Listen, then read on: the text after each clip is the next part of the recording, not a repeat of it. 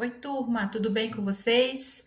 A gente vai começar aqui a introdução à bioquímica do nosso curso de bioquímica do IFB Campus Planaltina.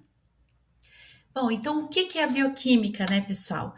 A bioquímica ela vai descrever em termos moleculares todas as reações e todos os processos que ocorrem nos seres vivos, esses processos químicos que são compartilhados, né? E propõe os princípios de organização que são comuns a todas as formas distintas, né? Mesmo sendo diferentes, a gente vai ver que tem muitos processos que são comuns, tá? Só variando um pouco em complexidade.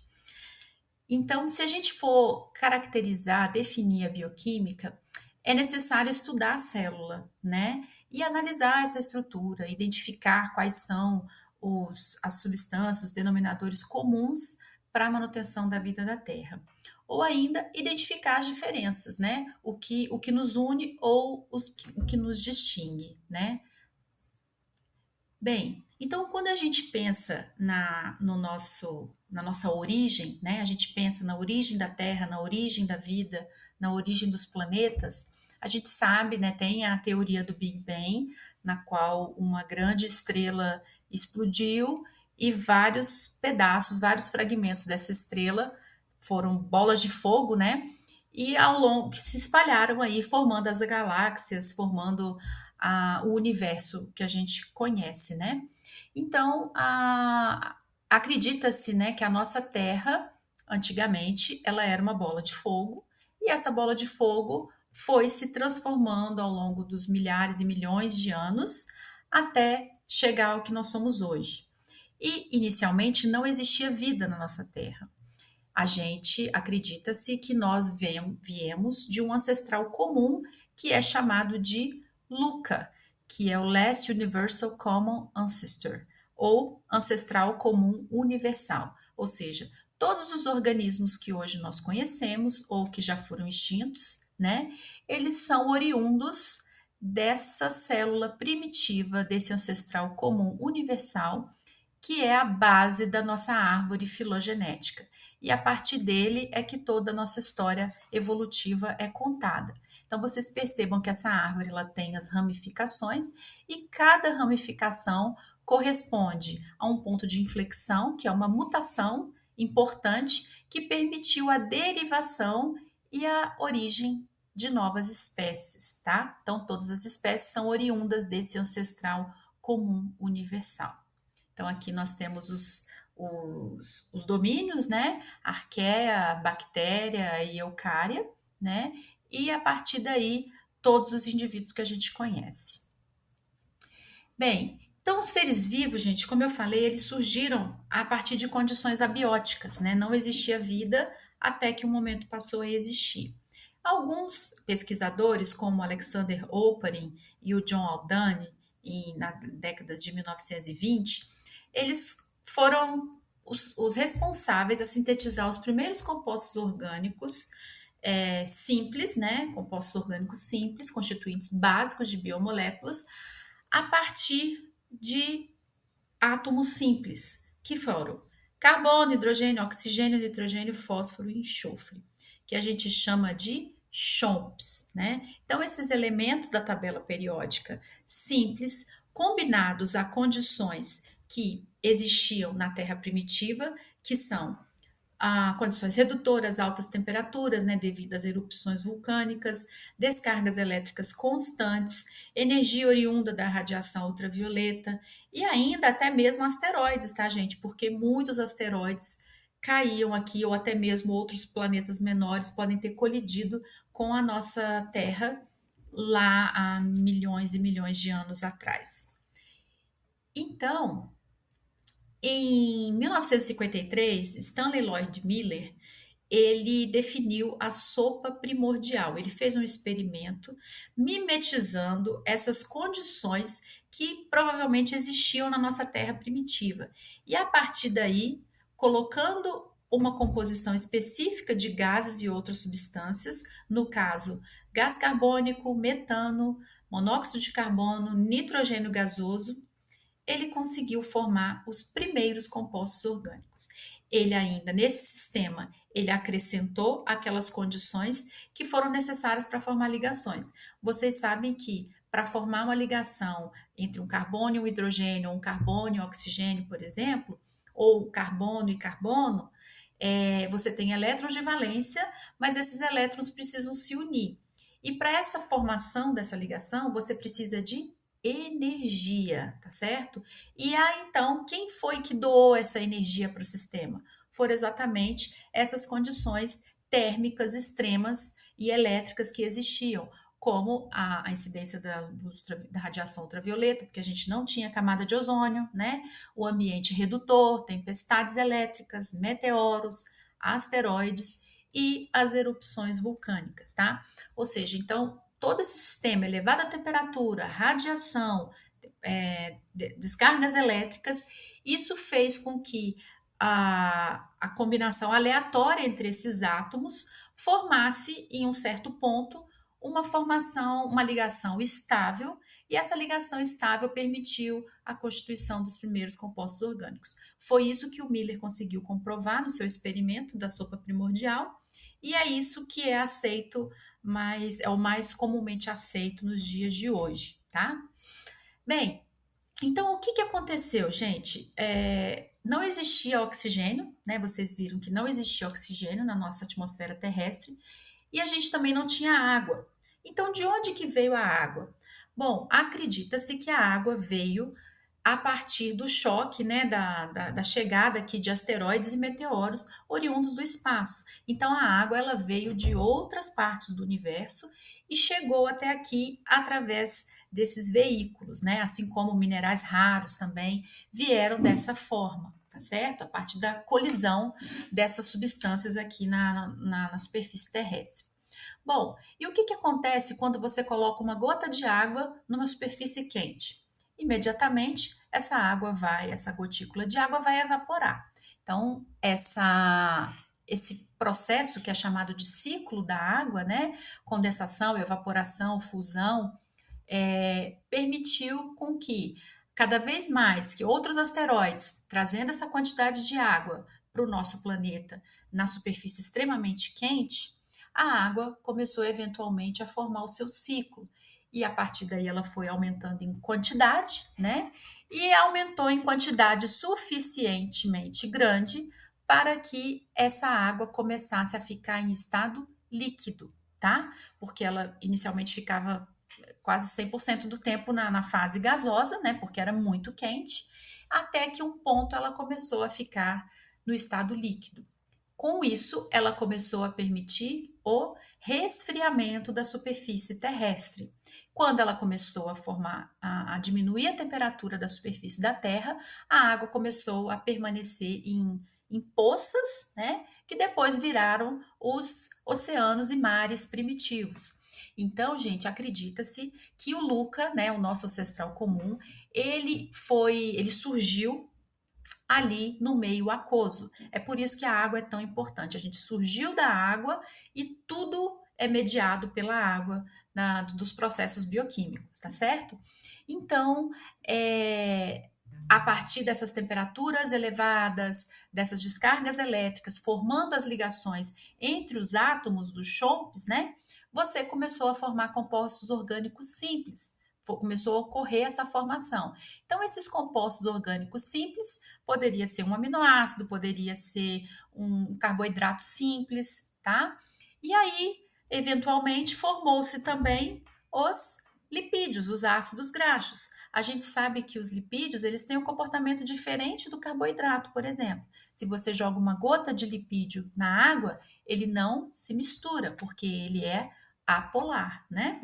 Então, essa formação dos primeiros lipídios, né, dos primeiros ácidos graxos, permitiu a formação de uma capa, né, de uma proteção. E essa proteção, porque era immiscível em água, fez com que formasse uma bolha, né, uma célula, como se fosse uma célula, né, uma estrutura que abrigou dentro de si um pouco de líquido e algumas outras substâncias orgânicas. Então, esse aqui, gente, é o que a gente acredita ser o coacervato, tá? Esse coacervato foram as primeiras vesículas, né?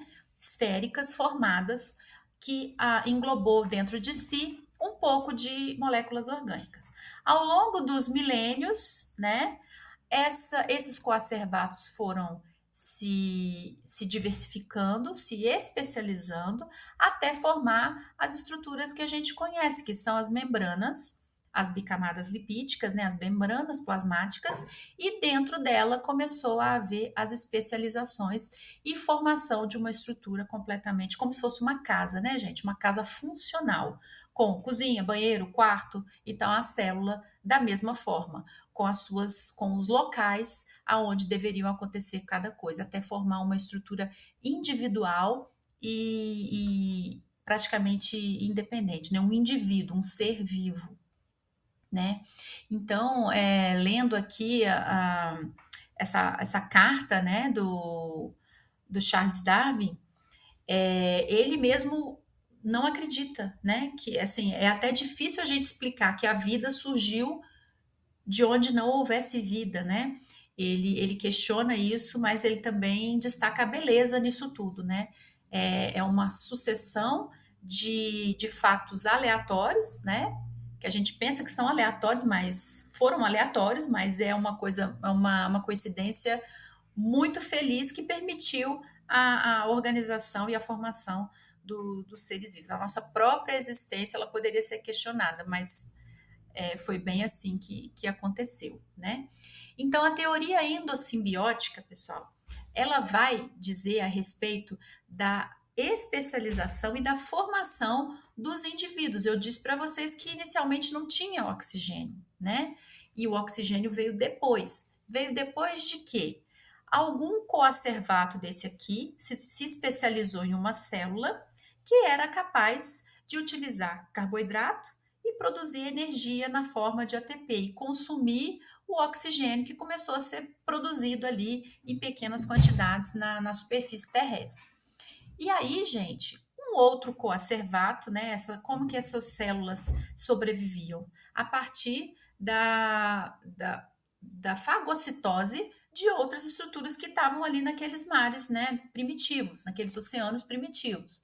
Eventualmente, uma célula, um heterotrófico primitivo foi engolfado aqui por uma outra estrutura e permitiu uma estabilização dessa ligação, ou seja, esse heterotrófico primitivo não foi consumido, não foi digerido e estabeleceu uma simbiose, tá?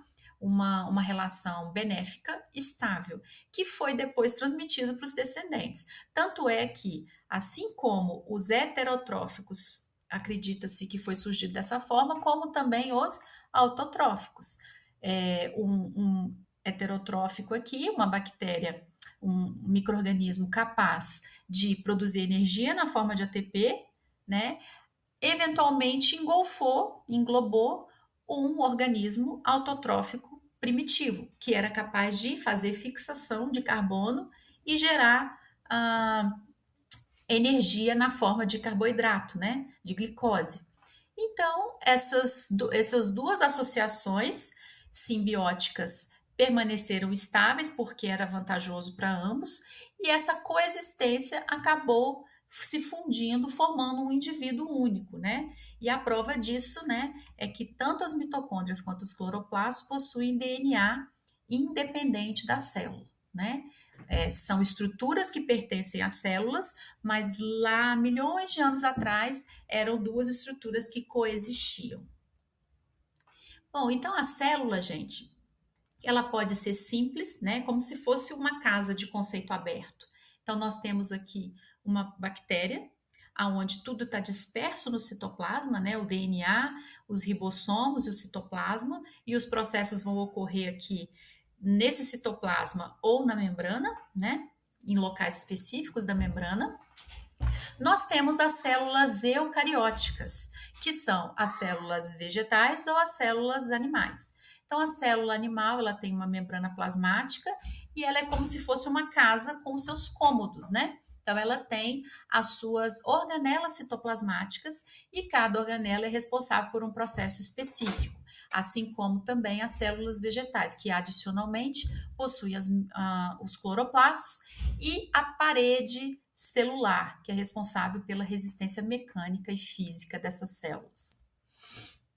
Então, a complexidade desses organismos, de todas as estruturas que eu mencionei para vocês, ela vem do simples, tá, gente? Se a gente olhar, por exemplo, a membrana plasmática, a membrana é uma bicamada lipídica. E se eu for estudar o que é um lipídio, por exemplo, eu posso encontrar aqui um glicerol, proveniente do triacilglicerídeo. O glicerol é uma molécula simples, constituída por carbono, oxigênio e hidrogênio, né? Se eu pensar na forma dessa célula, a gente sabe que tem aí envolvidos microtúbulos e filamentos de actina e miosina. E esses microtúbulos e microfilamentos, eles são constituídos são proteínas, né? E o que são as proteínas? As proteínas, elas são polímeros constituídos de unidades que são os aminoácidos. E um aminoácido é uma molécula simples constituída de carbono, hidrogênio, oxigênio e nitrogênio, né? Então são compostos nitrogenados. Quando a gente pensa na produção de energia dessas células, eu estou me referindo à mitocôndria, que gera o ATP, né? E o que a mitocôndria usa como fonte de energia? Ela usa os carboidratos, né? Ela usa o que a gente vem da nossa alimentação. E o carboidrato, por exemplo, glicose. A glicose é C6H12O6. É uma molécula simples, né?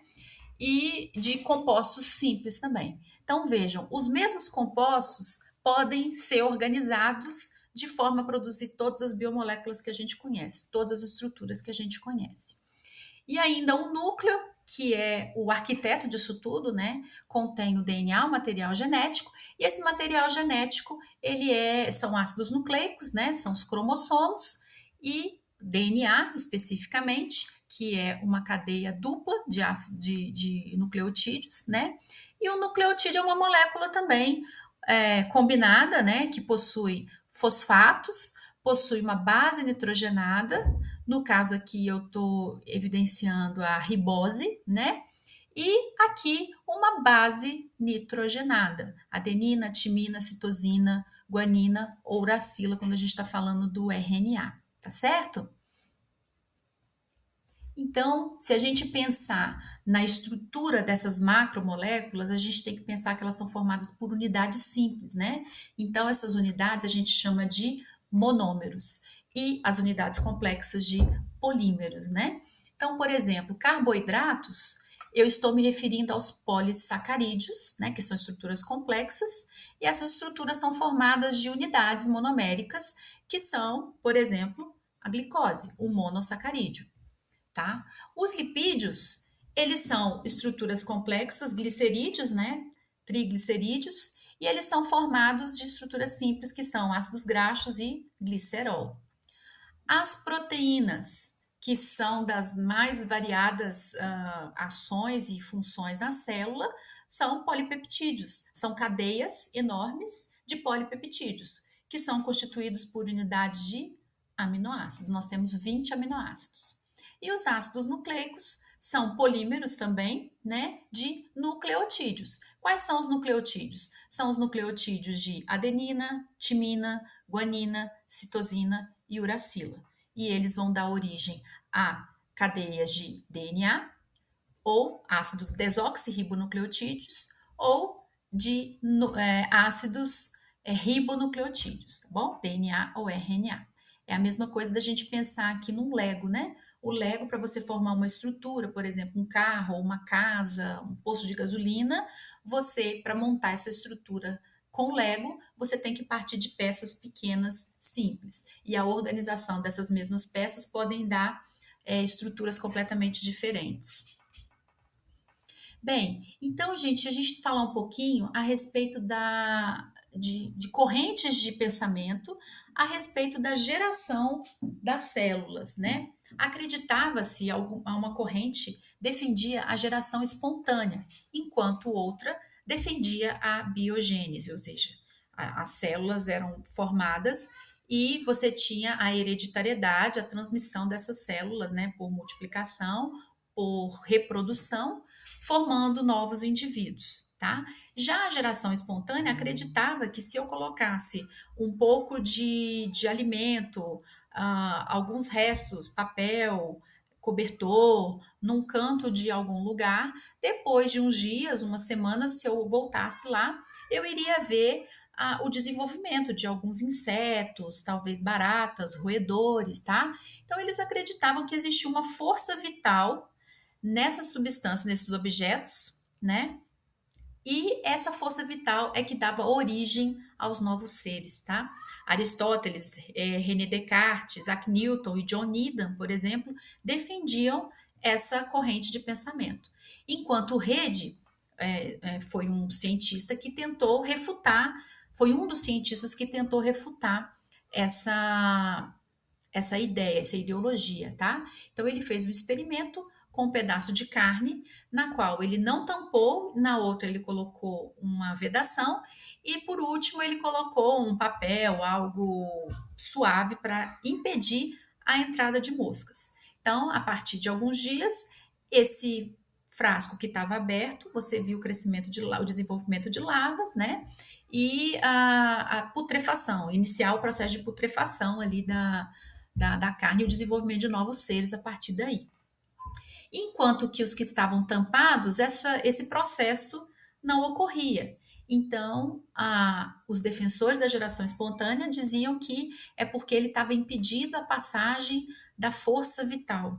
Ele não poderia impedir a passagem. Então, isso aqui não era suficiente para provar que a gente tinha a geração por biogênese, tá? Então, a gente teve ainda no século XVII, no século XV, em 1665 e 1676, Robert Hooke e Anthony van Leeuwenhoek, tá? Então, esses dois pesquisadores foram muito importantes porque nessa época eles desenvolveram microscópios bem rudimentares. E enquanto o Hooke conseguiu observar células de cortiça, né, as estruturas que delimitavam as células, que isso aqui é um tecido morto, né? O Leeuwenhoek, ele também, no seu microscópio rudimentar, ele observava tudo que ele conseguia ver, tá? Tudo que ele pegasse. Água, amostras de solo, de rios, fluidos corporais, tá? Saliva, sêmen, sangue. E a partir fezes, né? Urina. E a partir dessa observação, eventualmente ele começou a identificar estruturas microscópicas que tinham movimento. E ele começou a desenhar essas estruturas e, inclusive, ainda definir a trajetória de algumas delas, tá? E os seus desenhos são tão fiéis e têm uma riqueza de detalhes tão grande que ele é conhecido como o pai da microbiologia. E o Hooke também o pai da biologia celular, né? Porque ele que foi o iniciador aí da ideia de célula, né? E aí, gente, vem o Louis Pasteur, né, que definitivamente refutou a teoria da geração espontânea. E como que ele fez? Ele ferveu um caldo de carne e nesse tubo ele introduziu um bico, né, uma tampa no formato de pescoço de cisne, tá? Então o tubo ele tinha esse formato que descia, tinha uma curvatura. E ele não fechou esse tubo. Quando ele não fecha, ele permite a entrada da força vital, como os defensores criticavam. Porém, com essa curvatura, os micro-organismos ficavam retidos na parte mais baixa dessa curvatura e, portanto, não conseguiam atingir o caldo de carne. Consequentemente, esse caldo de carne ficou intacto, não foi contaminado e temos aí que acabou a discussão, não tinha mais. Ele definitivamente refutou por completo a teoria da geração espontânea. Ele teve vários outros benefícios ali para a nossa história, né, da esterilização, da microbiologia, mas em termos da teoria celular, ele foi o mais importante. Bom, e essa figura aqui, gente, mostra o mapa metabólico. Seriam o conjunto de todas as reações que ocorrem numa célula, tá? E essas reações podem acontecer a todo instante, várias ao mesmo tempo. Então, percebam a complexidade e infinidade de reações que ocorrem e como que isso está organizado e tão bem estruturado no nosso corpo. Ao longo dos anos, né, gente, cada célula, cada processo, cada reação química, ela foi estudada individualmente, in vitro, né, em estudos de bancada. E esses estudos permitiu o estabelecimento, né, dos substratos, dos parâmetros dessas reações, né, para ocorrência ou inibição dessas reações. Substratos, produtos, quem são os catalisadores, as condições ótimas que interferem a ocorrência dessas reações e a energia necessária. Então, tudo que a gente tem hoje é a partir do estudo individual, né? Mas nós temos também já estudos que concatenam vários processos ao mesmo tempo. E aí nós temos o dogma central da biologia celular, né, gente? Ou seja, tudo que a gente produz, tudo que a gente é um produto gênico, né? São as proteínas. As proteínas são as operárias das nossas células. E como elas são formadas? Elas são formadas a partir de uma informação que está no gene, no nosso DNA. Esse DNA ele é transcrito em uma molécula de RNA por um processo chamado de transcrição. E esse RNA contém a informação que é codificada em uma leitura, uma sequência de aminoácidos, tá? Através do processo de tradução ou síntese proteica. E aqui nós temos o código genético, que é muito importante para fazer a leitura e a conversão de um ácido nucleico em uma sequência de aminoácidos, tá bom? Além disso, a gente sabe que esse DNA, para ele ser passado para outras células de maneira fiel e hereditária, né? A gente tem que fazer o processo que é chamado de replicação ou duplicação do material genético. E essa replicação ela tem que ser fiel, uma cópia perfeita do DNA original, de modo que seja passado para seus descendentes, certo? Bom, então era isso. Eu espero que vocês tenham aprendido. Eu espero que eu tenha contribuído para o aprendizado de vocês. Até a nossa próxima aula. Tchau, tchau.